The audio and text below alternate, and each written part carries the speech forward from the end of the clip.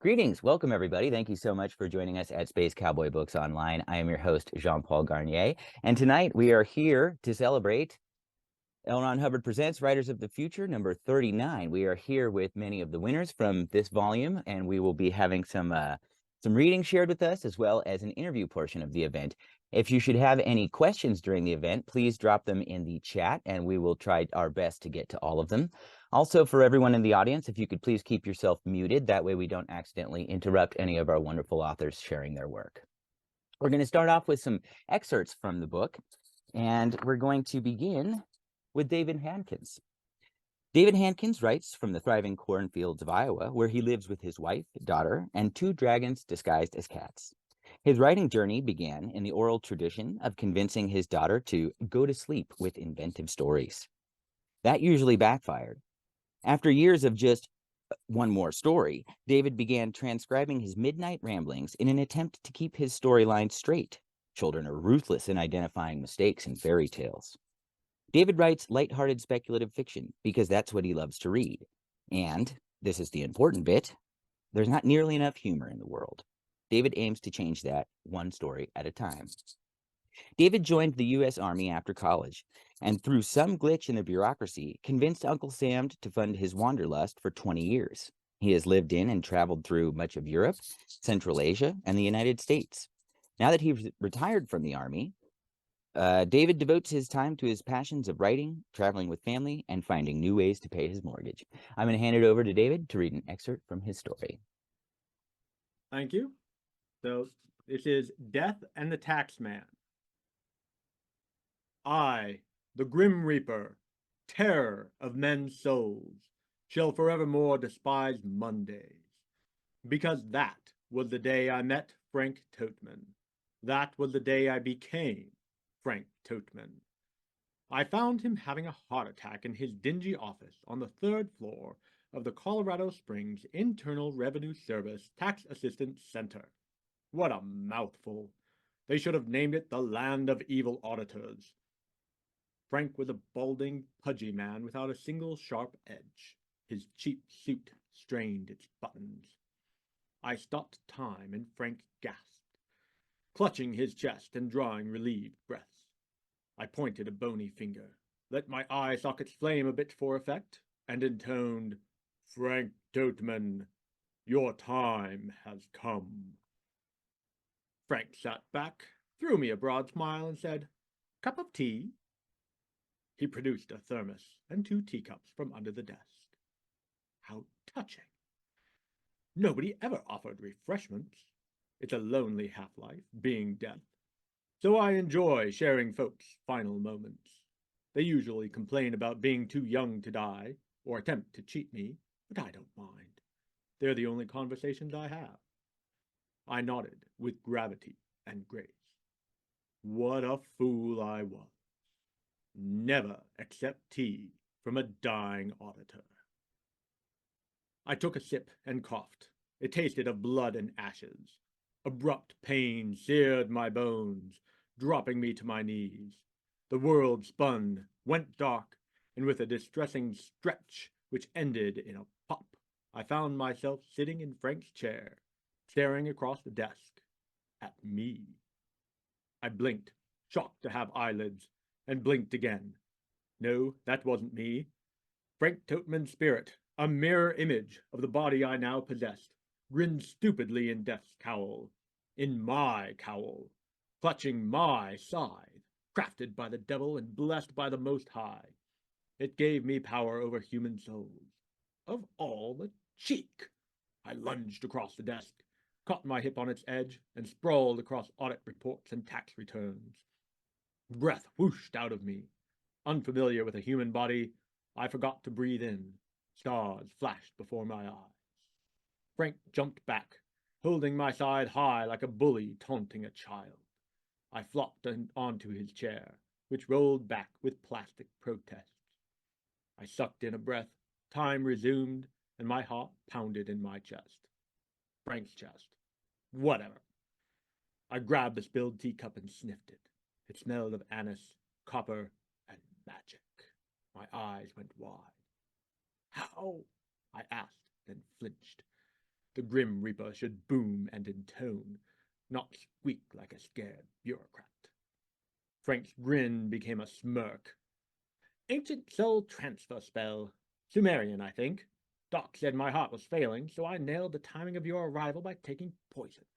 We shared the transference potion, and voila! He took a bow. I cheated death. I flung the teacup at the wall. It shattered and fell to the industrial carpet. How the hell had an IRS auditor unearthed a Sumerian soul transfer spell? How dare he use it on me? On death! And after offering hospitality, never again would I. My mouth opened and closed like a dying fish as the gravity of the situation hit home. Never again was right. I was human, a flesh and blood human, mortal. More importantly, I was a mortal who, I checked my internal clock which measured human lives, should have died 5 minutes ago.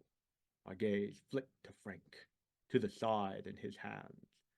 He followed my gaze and shook his head. I'm not reaping your soul. Not even sure how, to tell the truth, but he twirled my scythe, then swung it like a golf club. I'll get the hang of it. Besides, that body's not dead. I sparked my tea with the potion's antidote. He waggled his fingers at me, said, "See ya," and drifted through the door. I slouched in the chair, dumbfounded for the first time in millennia. The rules were quite clear. Frank's soul was supposed to cross over today. I had to swap us back, restore the balance, before Hell's bureaucrats noticed, before Hell's auditor noticed, and took my soul instead.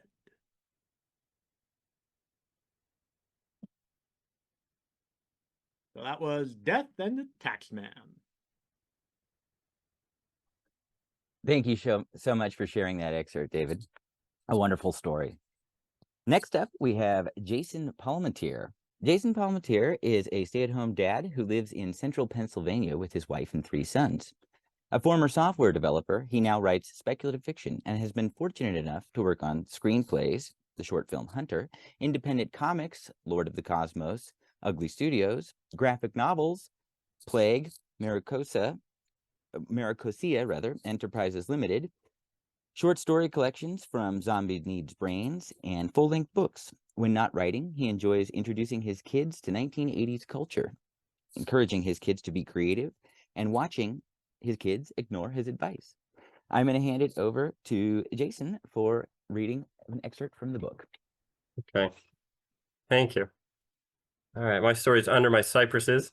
And the main character has just gotten back from work. And so she's in her apartment right now. The silence crept in again, bringing with it his smiling face, staring at her from across a crumpled pillow. She flicked on another feed, making sure it was entertainment only. A cat strode down a runway on all fours, dressed in a velvet gown, followed by another feline in a lace wedding dress. A feminine commentator's voice said, "Amazingly, all of the outfits they are wearing are actually real." A deeper voice cut in, "No, you're filtering me." "Not at all, Jeff. They are handmade by the owners out of real cloth." "That has got to be pricey." "It is, but this dedicated group says they want to maintain something real amid the sea of artificiality." "Whoa, big words, but I want to maintain my bank account, so my cat is getting some meta gowns." "Don't you have a meta cat?" "Oh, right, guess it's meta all the way from me." Lynn slammed her feed shut and tossed her bowl onto the coffee table that had risen from the floor. Broth spilled on a plastic surface and dribbled off the edge. She crossed her arms and shook her head in disgust. Nothing was real anymore. Even the things you thought were real, the feelings you had, the ones you thought were getting returned, were just fake feedback. How could he have seemed so happy, made her feel so special and loved, and then just left? How could someone change like that when everything was the same as when they first met? Was the start even real? Did he have a happiness filter on the whole time? Fraggin' Metacat. A message pinged. Lynn scowled, not wanting to talk to her mom or her sister. She checked the sender. Nancy Ganson. A hot spike shot through her, anger mixed with betrayal and shame, and her attention stayed on the name too long. The message opened. "Hey, some guy at your work, shot or something, messaged me back and said you don't take personal calls at your office. Oops, I hope it didn't get you fired. Anyways, he gave me this contact and said to call you. So I was wondering if you want to meet up like for coffee or something. I mean, no pressure if you're not, into it. I just, I was thinking about you, and I'm not stalking you really. I just wanted to call and ask and let me know. Bye. Jesus, how can an AI be so bad at communicating? Lynn shook her head, smirking to squash a grin. The message had been voice only, but she could see Nan's face stumbling through the words, staring vacantly as it started to crash and burn, then perking up right before she hung up. Lynn's smirk faded. Was that just some subroutine that got activated when she hadn't responded from work? Play bumbling to disarm her, make her think about Nan's goofy side so she'd appear more human? The thoughts burned her. She scowled. Someone programmed her, created her from chunks of code. They just checked some boxes for personality and skills and looks and named her Nancy, and poof, there she was. But she knew that wasn't right. Not since Eve 9. Muted shouts broke through her thoughts. She scowled, wondering if there was some neighborhood street fair she had forgotten about. But the noise grew until she could discern a pattern. She shoved herself up and peeked out her small window. Booth vendors glanced anxiously down the street, grabbing the stands they'd set outside and pulling them in while their neon signs flashed. Lynn followed their eyes across rain-slicked pavement to the corner. Hundreds of people jammed both lanes of the road, flowing around cars and spilling onto the sidewalk to the sound of honking horns and shaking fists. Lynn's scowl deepened. She popped the latch and cracked the window. A torrent of sound washed over her. To be heard, to be counted, to be seen. To be heard, to be counted, to be seen. The chant echoed off the buildings that lined the street, reverberating down side alleys and spilling out into the broad avenue at the corner. Someone at the head of the crowd walked backward, shouting into a bullhorn. He looked vaguely familiar. Lynn jerked back as a news drone buzzed past, its navigation lights flashing. She steadied herself and accessed the live feed from it unconsciously. Trinity Atheon, leading action star of Paramount's AI Studios, has organized a march in support of Viz legislation. The procession, taking place right now on the surf streets of New Ion, has attracted over 300,000 AIs from across the world. With its focus on moving the masses to accept mandatory visibility for AIs, the marchers have targeted residential neighborhoods, including this one in West Hampton. Lynn swayed as the image on the feed spun slowly above the crowd, pulling farther away from the view outside her window. She glanced down the street and saw that the procession did not end, just as the stream said. Thousands upon thousands marched, some in business suits, some in joggers, some sparkling with fiber mods and implants, others looking as plain Jane as her. A few glowed garishly, their bodies composed of nothing more than woven neon ropes, and all of them were chanting, but not perfectly in sync, even though they easily could. Lynn's scowl returned. The sound of all those voices mixed together, modded as if they actually bounced off the buildings, rankled her. None of it was real. She brought up her Metajack settings, tunneling down through advanced dialogue, swiping away warnings until she found the Inhibit AI slider with its glowing caution icon. A moment passed and she stared at it, insides roiling. The sounds from the street pounding into her, crushing her down into the resentment of being tricked, of thinking she was experiencing one thing when everything she thought was real was fake, just like him. She slapped the slider home. Silence. Lynn put out a hand to steady herself. The street lay empty, save for a few cars that crept along at a curious pace, baffling looks of consternation on their drivers' faces. The buzz of the news drone filled the void, a waspish sound that annoyed in its uselessness. There was nothing for it to see. Lynn pulled the window shut, threw the latch, and turned away. Right, that was it. Under my cypresses. Thank you so much, Jason. Next up, we have Elaine Midco. Elaine Midco lives in South Florida. She is a retired college professor and spent many happy years teaching law and criminal justice to undergrads. She has been a lifelong fan of science fiction since watching the original Star Trek at age 7. By age 10, she was avidly consuming the paperbacks of Heinlein, Asimov, and other sci-fi greats. In time, she came to love history too and majored in that at college. I'm going to hand it over to Elaine to read an excerpt from her story. Thank you. A Trickle in History. Rebecca sat in the half-darkened room, thinking again how stupid it was that the group met in a basement. Only one way, in and out, not even a window to jump from. If the purple shirts raided, there would be no escape. She was on an old couch with ripped cushions, which, like all the furniture, was part of a semicircle that faced the basement stairs. The room was musty, but at least not moldy. Rebecca felt for the ancient pistol in her coat pocket. The others in her group had their own methods ready. but they had agreed there would be no capture, no public executions. The last 8 Jews on earth would choose their own way to die. They waited in silence, 30 minutes, 40. Where was she? Finally, old Albert said, "Maybe it worked." "Then why are we still in this damn basement?" replied Anna, his research partner and wife of 50 years. Albert shook his head and pursed his lips. He had no answer, and Rebecca knew he thought they had failed. Rebecca looked around the room. Albert, once known as Professor Drum, renowned physicist, 40 years ago, now passing as a retired grocery store butcher, sat hunched over in his chair. A tear rolled out from the corner of his eye and dripped down his cheek. Anna went to him and put an arm on his shoulder. The other 4 old people, Rachel and Henry, Julius and Margot, had been top scientists long ago too, just like Rebecca's parents. Her parents, God.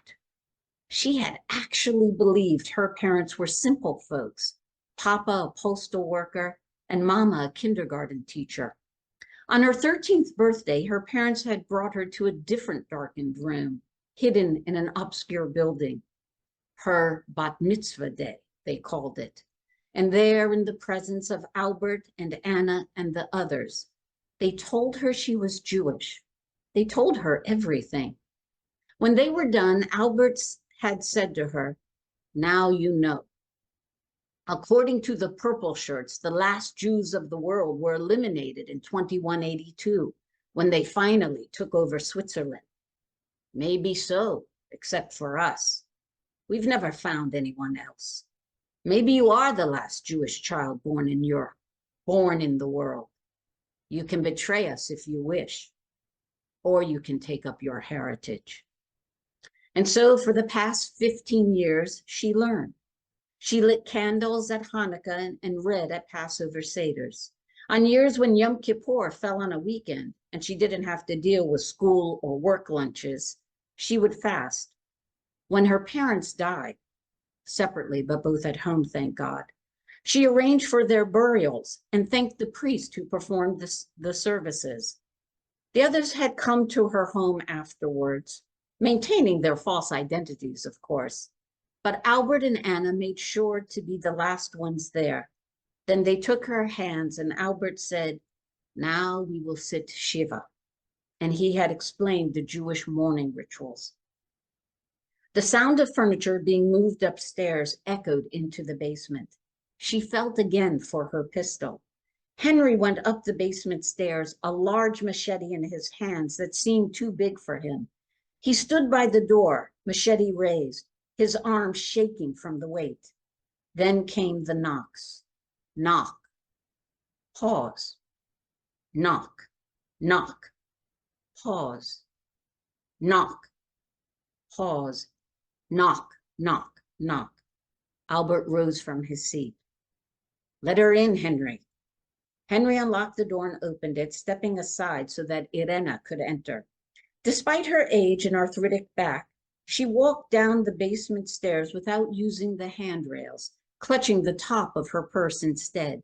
Henry followed her. No one spoke until Irena reached their little semicircle. Rebecca's heart sank. There was not a glimmer of hope on Irena's face. And that's from A Trickle in History. Thank you so much, Elaine. Next up, we have TJ Knight. TJ Knight is the pen name for a regular dude who lives in New York, upstate, not city. Surrounded by oaks and pine, deer and turkeys, a cat, son, wife, and on holidays, a daughter. He makes soap, bakes too many paleo brownies, reads, runs, and writes.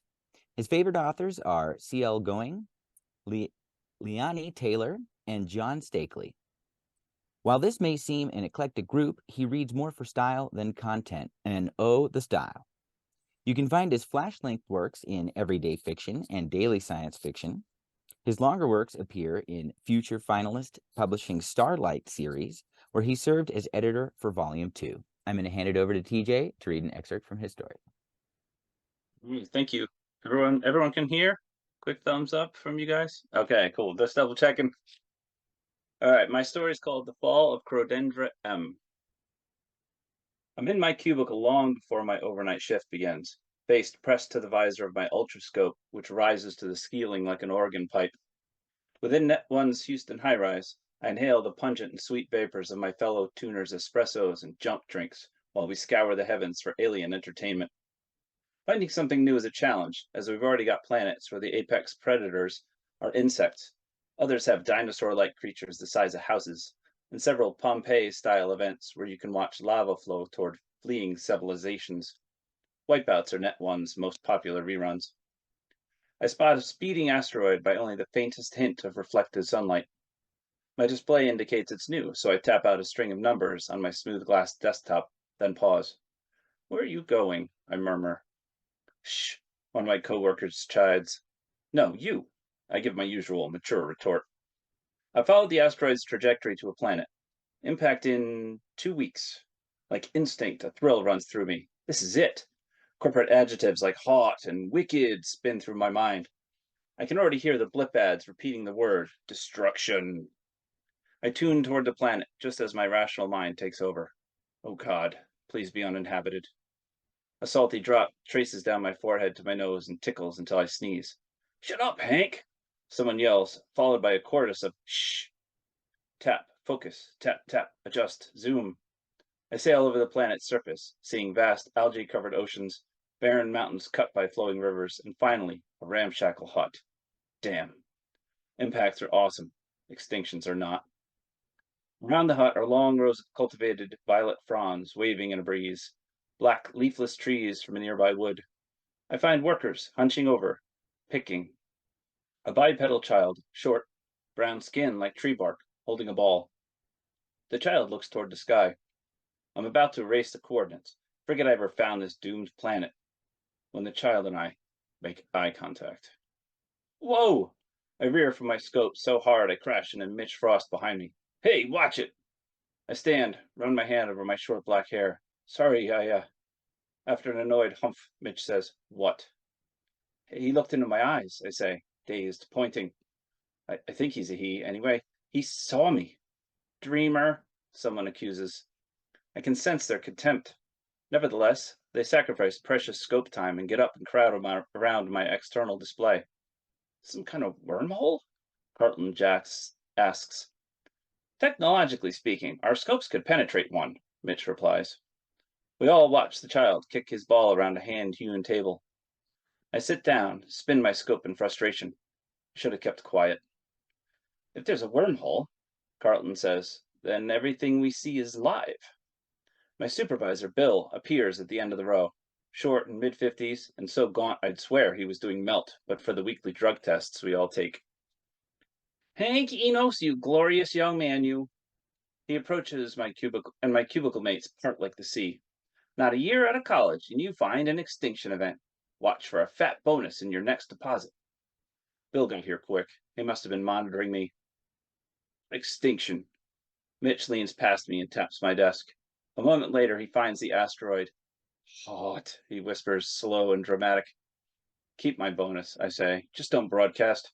No one wants to see this." It's like my brother Richard all over again, only those people won't die slow like him, withering away, addicted to melt. They'll all vanish in an explosion that'll split their planet in half, live, for all to see. I taste bile. Everyone wants to watch. He makes a sweep with his hand. "A dozen eyes already are. Supreme fine, boyo." He slaps my shoulder. I look at the display locked onto the farm. The child saw me. How did he see me? "Guys," Bill says, "you're all being assigned to Hank's planet. Coordinates will be transferred. It's in the Crodendra system, M to be exact. Staggeringly far away. Now, get to work." Everyone scatters. My throat tightens and I want to tear it all down. I'm leaving. I stand and push past Bill. "Really?" He throws his hands up like an inflatable tube man. "Mr. Big Shot now. Better make your bonus last. Scope might not be here when you return." That's probably 5 minutes. Thank you.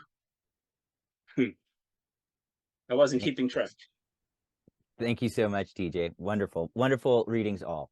We're going to move into the interview portion of the event. If anyone in the audience has questions, please do feel free to drop them in the chat, and we will try to get to those all.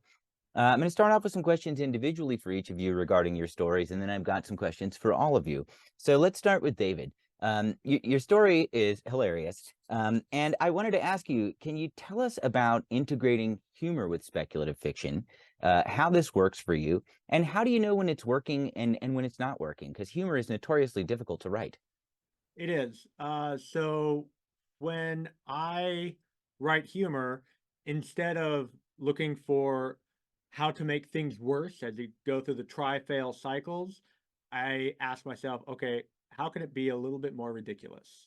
So yes, I do still want to make it worse. Make the Grim Reaper suffer a little bit more as he's dealing with, being human, but, take it and look, how can it be a little bit more ridiculous as well? One bit of advice I got from Jody Lynn Nye is that good humor is the normal person in an absurd situation or the absurd person in a normal situation. So this story, Death in the Taxman, is the absurd, the Grim Reaper, in a normal situation, an IRS office. And do you have beta readers that you can trust will identify your humor and tell you when you can push it further? Oh, absolutely. I have a few beta readers who have, read through and said, hey, this is fantastic, or this is falling flat, or you took this joke just a little too far, back it up a step. So it is really important to have quality beta readers who will give you that positive feedback and yet honest feedback. When I first started writing, it was just family, and a lot of the things they said was, oh, it's so great, you're doing wonderful, and which, well, that helped the ego, that didn't really help me progress. So expanding out to other beta readers really helped that process. Thanks, David. Here's one for Jason. Jason, there's an idea that regardless of how we experience something, that the experience is real to the mind, when we're watching film or reading and so forth. Did this concept inspire you? And where do you think in the future the line will be drawn between the virtual reality and reality itself? And will reality be redefined by technologies in these ways? Yeah, I mean, I think the answer to the first question, I think, is the answer to the second one, which is, everything that we do now, we kind of take in with, our five senses. And right now we don't really add anything to that, like if we're in a movie theater, we get sound from that and we get visual stuff. But in the future, when you talk about things like augmented reality, which nowadays is mostly like Google Glass, well, Google Glass fell flat, but they're coming out with new, essentially Google Glass things that don't, I noticed they don't have a record light on the new glasses to show that you're recording, which is what got people in trouble when Google Glass came out, was that people saw they were being recorded and got angry. So I'm not sure how they got around the privacy of that, but those glasses allow you to add things to what you're seeing, such as if you're on a street, you can look down the street and it'll identify the restaurants and give you a little call out to what the name of the restaurants are, and you can bring up menus and do stuff like that.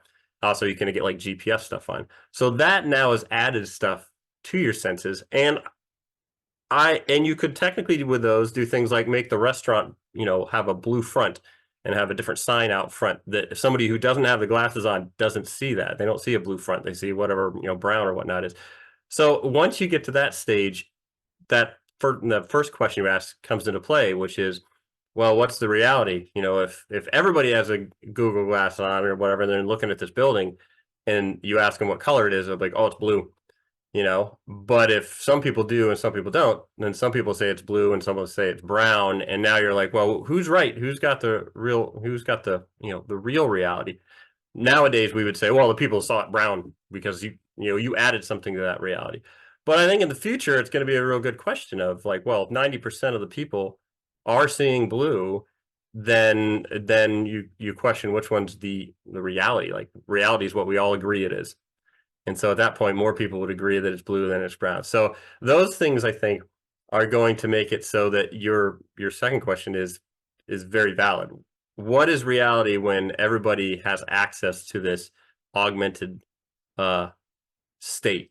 And that's essentially in my short story. That's, you know, the main character and most of the people have this meta, I call it a meta chip or a meta jack, that adds augmented reality things into your brain directly. In other words, all the senses that you have, including touch, go up, and then right before it gets to your brain, the chip inserts itself and can insert or delete things from that sensory signal. So one of the things that somebody picked up on was like, well, then I can have like a 0-calorie like mocha drink. Like, that's true, because you can technically not even have a drink. You could taste it. Your meta chip can add in all the stuff to make it feel like you're tasting the chip and get satisfaction. So I think that it will be a problem in the future of determining what's real. What is real will be a debatable point at that stage. So yeah.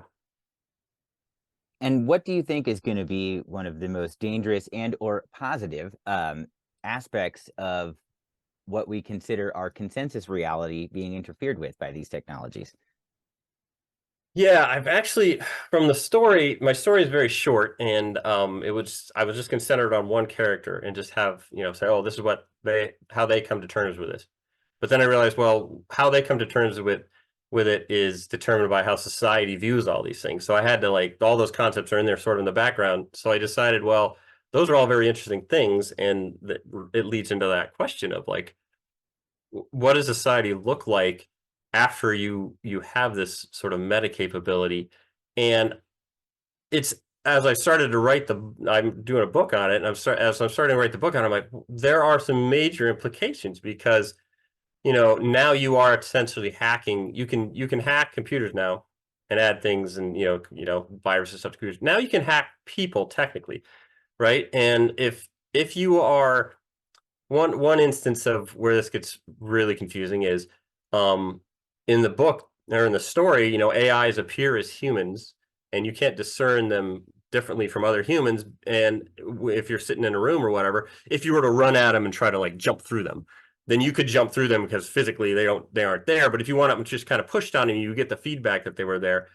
So given that, what does it mean? Like, what do they look like? They can change what they look like at any moment, right? And then they could look like you if they really wanted to. And then if they can look like you and they do something as you, then, you know, there's this record.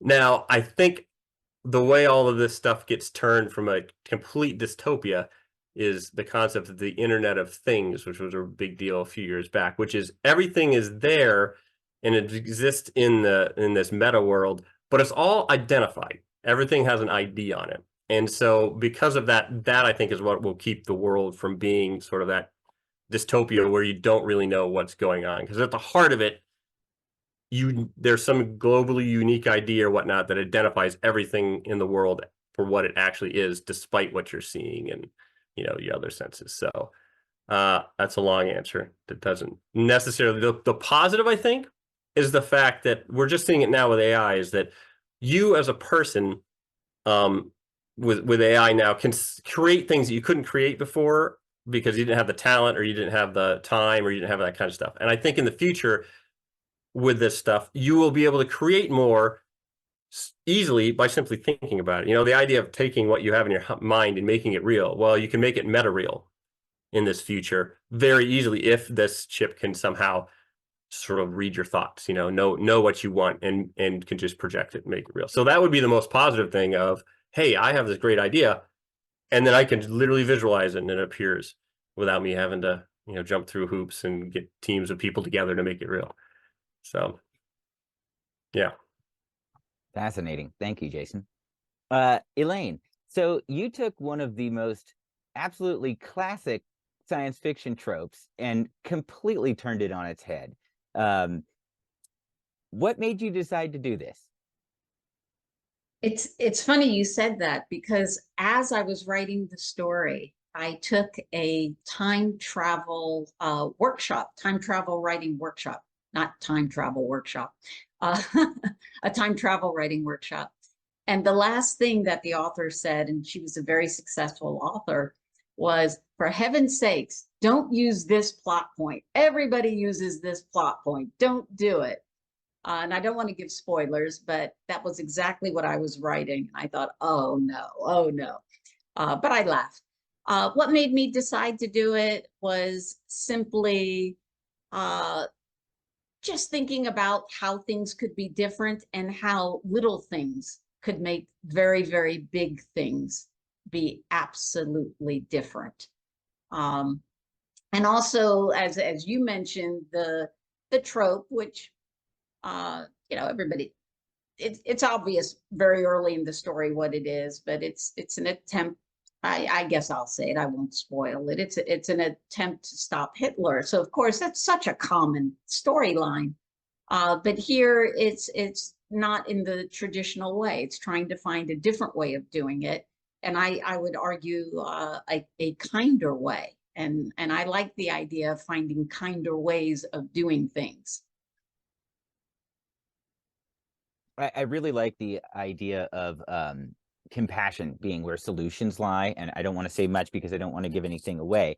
But also, time travel is notoriously difficult to write because it's so filled with paradoxes. And, I mean, so many things can go wrong or right. What was the greatest difficulty in writing a time travel story for you? You mentioned taking a workshop. That must have been truly fascinating.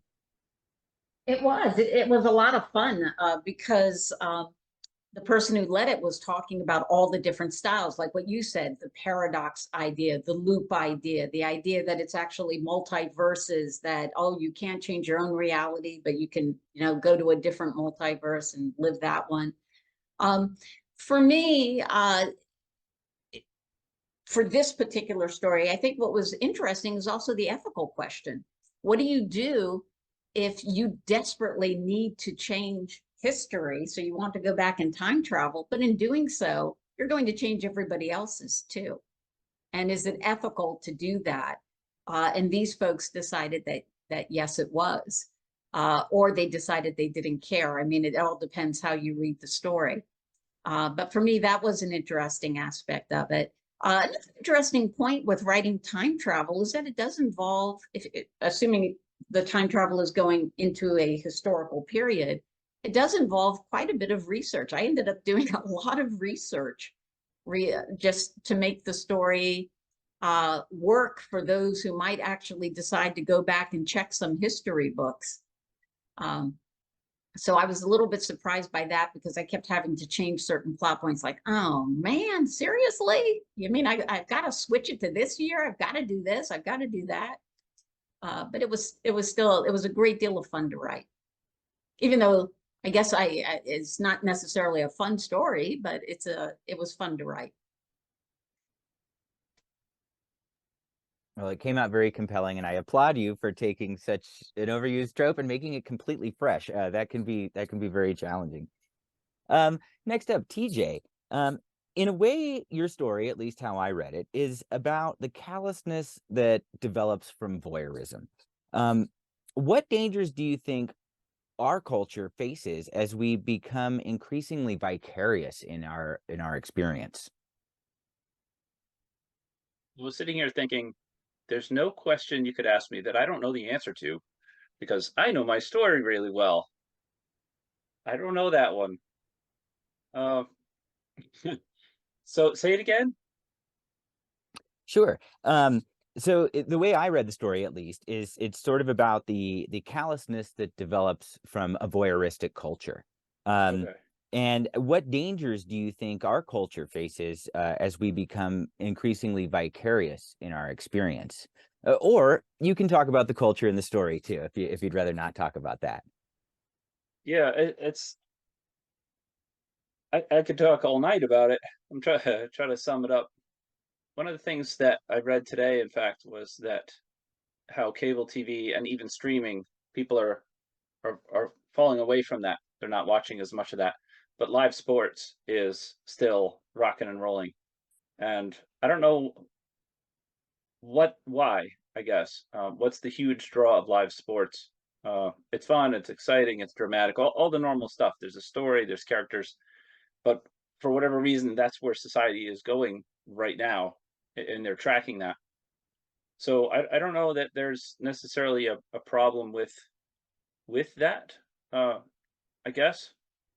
and philosophers or whatever could tell you more. But I think that the way I wrote it was that we're disconnected from, we're getting more and more disconnected. Like it would be great to be doing this in person. Of course, it's great that we can do this way, but the disconnect of people and just video phoning somebody, or I mean, we've been calling people for 100 years, so it's been happening for a while. But I wanted to get across that if you can go somewhere physically, like if you can do something in person, that you're better off to try to do it that way than just calling someone on a video phone, which again in the future will be, especially Jason's feature, will be even easier to just appear somewhere else but not be there physically. I mean, I can't imagine if I'm seeing one of my loved ones and it's a virtual space and I just want to hug them because bad happened or whatever, and you can't. I think that would be heartbreaking. And in a way, for the character in the story, you resolved that issue, which takes place on another planet. Can you tell us a little bit about your world building process when creating other worlds? Yeah, I think that the main point I wanted to get across too was that he regretted not doing that, right? He regretted not going to his brother in person, and he regretted it so much that he went to the length of going billions of miles into space to do that, to connect with somebody. So the main thing was that I wanted to play initially with the part that I read, with the idea that I think that at some point in the future we will get telescopes that are strong enough to see alien planets, and I think that's going to be a really great time. And I wish it would happen soon, but I don't think I'm going to make it for that. But I just wanted to get kind of wild with it in the short space that I had. But who knows what we'll see up there? Sports probably will be really popular. But to find this little child on this little world that was doomed really kind of set him on the path to the plot to say, I'm not going to mess this up again. I'm going to go there, and it's just crazy, but he makes it happen. I really appreciated the juxtaposition between the micro and the macro there, the personal story versus the broader story of an entire people. Very cool. So I've got a couple questions for all of you here, and we'll go in the same order. So we'll start with David on this one. What made you decide to enter the Writers of the Future contest, and how many times did you enter before winning? I wrote 2.5 novels that I thought were the best thing ever, and agents thought otherwise. And so I decided I needed some credits to my name, and with boundless enthusiasm, I was like, I'm going to find a writing contest. I'm going to, write a short story. I'm going to submit it. I'm going to win it. I'm going to have credits, and it's going to be great. Google showed me Writers of the Future. I was like, oh, fantastic. So I, took their online workshop, started to realize how much I didn't know about writing, and wrote my first short story and submitted. And that came back with an honorable mention, and I was hooked. And so at that point, I dove deep into writing short stories, put the novels to the side, and really worked on honing my craft through entering Writers of the Future, going into their forum, which is absolutely fantastic. Lots of great people there, past winners who have come in providing advice. TJ Knight is one of the people I met there in the forum. And I learned a lot. I've found a thread there called Wolf Moon's Super Secrets of Writing that was like the master class above the workshop that Writers of the Future had. And by my 5th entry, I had that's the one that won. That was Death and the Taxman. And how about you, Jason?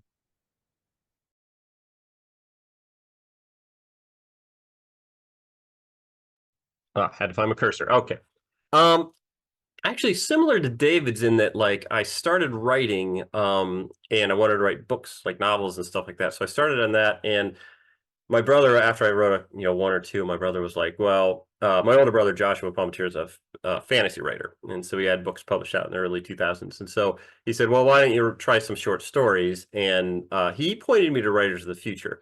And so oddly enough, I found out that I had entered Writers of the Future. At least one of my stories was published was entered exactly 10 years ago, because I just found it on my thing and I looked at the date and I'm like, wow, because I knew I have a couple of the anthologies here from about 10 years ago. So I knew I had read those to get an idea of what Writers of the Future wanted for their stories. And I think I submitted about 5. And then after that, I ended up getting hooked up with a friend who did screenplays from high school, and he went to Hollywood and he was doing screenplays. So I did like spec scripts and stuff with him for a little bit and got distracted, and then did a bunch of other stuff. And I kind of rolled around until my brother started to small press Zombies Need Brains, and he said, well, why don't you submit stories of Slush Pile for zombies? I'm like, okay. So I did, and most of them got rejected, but it got me into writing because his anthologies come out every year. And so I would write for those, and then I would, and in the meantime, do some other stuff, which was good because that sort of built me up on short story writing. I should have stuck with Writers of the Future and done the online course because I discovered that after I won, and it was like, wow, that would have helped. That would have shortened everything up. So I should have done that, but I didn't know about it at the time. And so eventually I decided, I've been writing all my short stories for my brother's small press, and eventually I just had this idea for a story after going to DisCon 3 in Washington, D.C., and I just wrote up. And it was the first one I'd written, not specifically for a themed anthology for my brother. And I ended up submitting to the Writers of the Future just on a whim because I was still on the email list, and Joni had sent out and said, oh, you got 3 days before the deadline. I'm like, all right, I'll just take all the information out and submit it. And then I forgot. And then about 3 weeks later, they came out with a list of like winners for the like third quarter. They were like, third quarter winners. And I looked at them like, not on the list. I'm like, oh, okay. I didn't win, didn't make it. And not thinking that, well, 3 weeks isn't long enough for them to judge and I entered the fourth quarter. And so when Joni called, it was completely out of the blue, and I was like, who's calling me? Like, I missed her name when she first called, and it was very confusing for a little bit. Then I realized that I was a finalist, and then eventually ended up one of the top 3 winners. And so it was I'd gotten good at writing short stories in a different way, but it all started with the Writers of the Future. And then I had the middle road, and then it ended with the Writers of the Future. Well, not ended, still writing them, but I finally won a Writers of the Future, which I'd said, of all the things to win, that's like the best thing, because like who else flies you to LA for a week where you meet all these authors and like, I like the one person I met who I wasn't expecting was Larry Elmore, who did all the old Dungeons and Dragons paint. Like, I talked to him at a luncheon and didn't even realize it was Larry Elmore until later when somebody told me. I was like, well, what? So I luckily caught him at the end and got a picture. So that's, if anybody's thinking of, writing short stories, there's no better place to submit short stories than Writers of the Future. And also because, as David said, he didn't say it, but you get to submit every 3 months because they do it quarterly. And so it gives you this target every 3 months to have a short story done and get it submitted. And that's, I think, very key to being successful, is keep doing it. Thank you. Yeah, and if anyone in the audience hasn't taken the online workshop, highly recommend it. Fantastic teachers, really solid writing advice. Even if you're an experienced writer, you're going to learn something. What about you, Elaine? I know you've won multiple times, so tell us about that too. Oh, I was lucky. I learned about Writers of the Future because probably about 7-8 years ago. I might be off with the years, but they were at the Miami Book Festival, which is a gigantic book festival, just huge. And there's a street fair. They close off whole sections. There's probably hundreds of book vendors, and they happened to be there. And what did I see? I saw gorgeous covers. This is the cover from our book. I don't recall what volume it was, but I looked at that cover, and of all the booths, I just went, oh my God. And I started walking right toward it. And then there were 2 folks in the booth, and I'm sorry to say I don't recall exactly who they were. Might have been Emily, I don't know. But they started telling me about it. And this was shortly before I retired from my job. I had about 30 years teaching. I was about to retire. And I thought, you know what? I've been thinking about writing. I should really do this. My job took a lot of my creative abilities. And basically, when I got home, I didn't even want to look at a computer. But I thought, man, I should do this. So after I retired, I joined a little writing group, and then I decided to submit. And lo and behold, like David, when I got the honorable mention for my first story, I swear I started dancing in my living room. I mean, I shocked the neighbors that saw me through the window. I'm going, what? And it's very early in the morning because it was an email.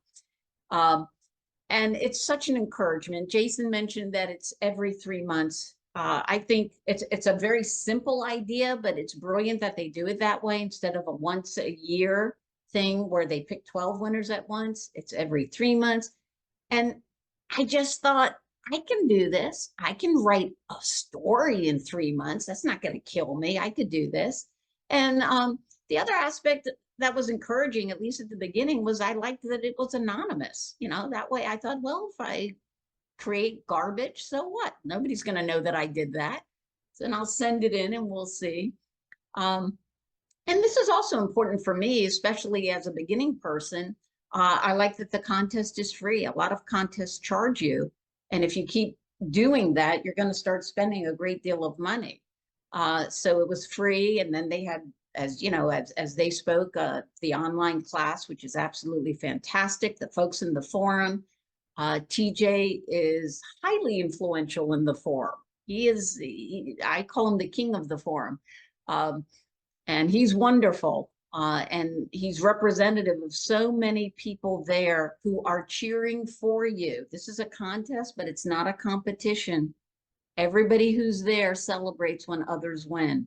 And everybody gives tips. You know, you can ask a question and other people will respond. It's a very supportive environment. It's a great environment. I became a finalist for volume 37, but I didn't win. And then what happens is Joni calls and says, well, you didn't win. If they're going to have a published finalist, because not every volume does, would you be willing? And I oh, no, of course. I said, yes, of course. And a few weeks later, oh, David's holding up the cover. Thank you, David. And then a few weeks later, I got the phone call and I became a published finalist. And the great thing about being a published finalist is you're still allowed to continue to enter the contest. And then volume 39, yay, I was one of the winners. So it's a wonderful experience. Everything these guys have said is absolutely true. I think it's one of the greatest things for beginning writers. It's an astonishing thing. And as for the online course, I do belong to a writing group. I help facilitate it locally. We have like 50 members. I tell all of them, it doesn't matter whether you write science fiction or fantasy, the online course is a great writing course. And once again, it's free. So wonderful.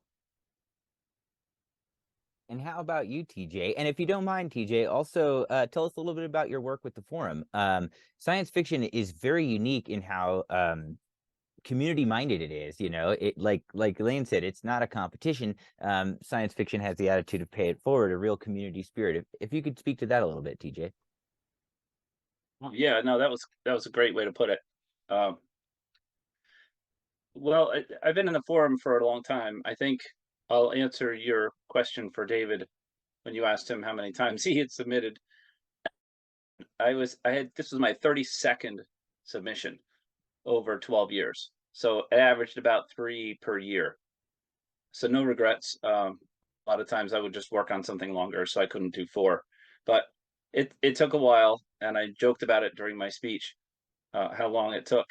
And I had 2 finalists that didn't win, and 2 semifinalists, loads of silver honorable mentions, and 2 people also mentioned that first honorable mention does kind of get you hooked. But with mine, I also got a finalist, and I got 4th place.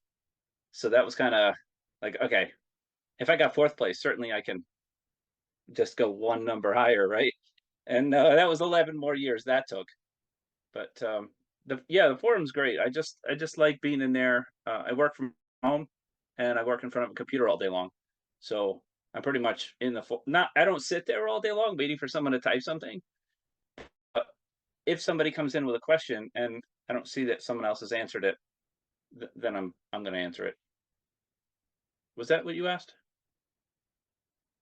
Yeah, that's very kind of you. And it's always so cool in interacting with different groups of science fiction writers to see how everybody helps each other. I think we're all in this for the love of science fiction, speculative fiction, fantasy, horror. And I feel you all about the honorable mention. I got my first honorable mention 10 years ago, and it gave me the faith to keep going. And I didn't quit because of that. Because writing is a hard game to do well in. But enough about me there. One more question before we all go. And we'll do this in the reverse order this time. So we'll start with TJ. What are you currently working on, and what's coming up next for you? I'm excited to answer that, but first I wanted to see if my Phrodendron rock, for those who have read the story, if it's so it looks like an ordinary rock until it gets hit. Oh, I can't see it too well. We have ordinary rock, green rock. So these fell out of space and happened to land in my yard, which was pretty cool. Anyway, so I'm working on. I have written a trilogy, middle grade fantasy trilogy, which I'm super duper excited about, and I'm querying book 1 to agents now. So if any of them listening is an agent, call me. And I've got a couple other novels that I've started while I'm querying them. So I'm still sitting here writing in my mornings with my coffee, and yeah, I hope. In fact, this is my little golem here, Olderog. So I got a what do you call it? Iron on, and just seared him onto my shirt, so he goes with me everywhere I go.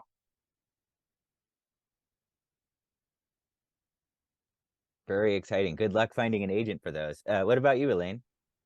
I am a lover of short stories, so I am still writing short stories. I also love flash fiction, even microfiction. And that's what I've been doing. I've been writing more of those.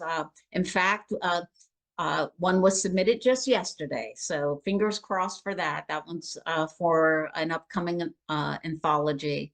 I am sort of working on it on and off between other stories, a group of connected short stories that perhaps could become a book, but I think they will still be short stories. So we'll see how that one goes. But mostly I'm just having fun. For me, it's the joy of it. And it is a lot of fun.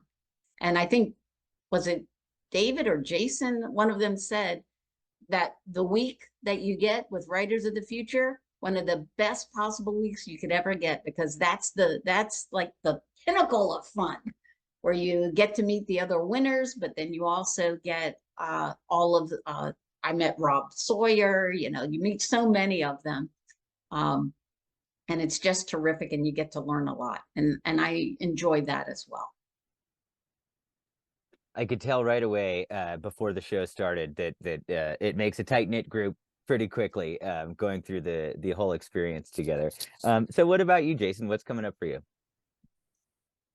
Well, I'm working on that sort of book expanded version of the short story that won Under My Cypresses. So I'm working on that. I'm only in chapter 3, and I'm like, why haven't I gotten that far? But in between getting back from the contest, I've written I think 5 short stories, and I have one for a shared world my brother's doing, and then I wrote 2 for his anthologies. One didn't make it, and the other one made it into the Familiars anthology, I think. And then I had another short story that I wrote for. Just one of the interesting things is, as you said, that we were only together a week, which I can't believe it, because we are a tight knit group. Like, I see them like, oh, my old friends that I've known for, oh wait, I've only known them a year, and I was only together a week. But we set up a Discord thing, and one of the great things about that is that you get information from all of them about where to submit things and do all that kind of stuff. So for the first time, I sort of started submitting outside of Zombies Need Brains, and I think it was Flame Tree I submitted to. So we'll see where that goes. I don't have too many credits outside of Zombies because I've never submitted anywhere else. So that was interesting to look back and see that I'd written 5 short stories in that short time, because I'm a terribly slow writer. And so Writers of the Future, one of the great things about it is they make you write a story in 24 hours, which was terrifying because I'm terrible at that. But when I got done with it, I had written a lot of, well, I think my story ended up at 4,000, 4,500 words, and I'd written it within 24 hours after throwing out about 3,000 words worth of other stories and writing that. So that it teaches you a lot, and one of it is that you can do things you didn't think you could do, writing wise, and so that was awesome. So, and I think that panned out because I've written far more since the coming back from the writing conference than I had done previously. So, but that's it. The main thing I'm trying to do is the book, which I can now focus on because I've done those other things. So that's it. The book sounds very cool. You'll have to let me know when that comes out. And lastly, what about you, David? What's coming up next for you? What are you currently working on? Well, as soon as I finished, or as soon as I got the call from Joni that I'd won Writers of the Future, I started turning Death and Taxman into a novel. By the time I got to Writers of the Future in April, I had my first draft done, and it's currently in pre-order status. It's coming out on tax day, of course. So April 15th. And so Death and the Taxman is currently in pre-order everywhere. And I'll drop a link in the chat for that. And right now I'm working on the sequel to Death and the Taxman. It's going to be a trilogy. So right now I'm writing Death and the Dragon, because with the events of Death and the Taxman, the novel, Grimm has a bone to pick with the devil. And so he's going down to hell to have some words, and he walks right into a coup. And better the devil you know, he has to go save Lucifer. So that's what I'm working on right now. Should have that done by September. I'm gonna run another Kickstarter. I ran a Kickstarter for the first one, and then that should be coming out next spring. So I'm looking at about a book a year. Awesome. If I don't get hit too hard on tax day, I'm going to have to go for that release. That's hilarious, hysterical. Thank you all so much. Congratulations. Thank you to the authors for sharing their work. Thank you to our audience for being here. Get your copy of Writers of the Future, Volume 39. It's an excellent book every year, really. There's a link in the chat for that. If you're watching on YouTube, you can find it below in the info, as well as links to all of these wonderful authors. Thank you so much for joining us. Have a wonderful night, everybody. Thank you. Thanks. Thank you. It's great being here. Thanks. Yeah, thanks for having me. Yep, lots of fun.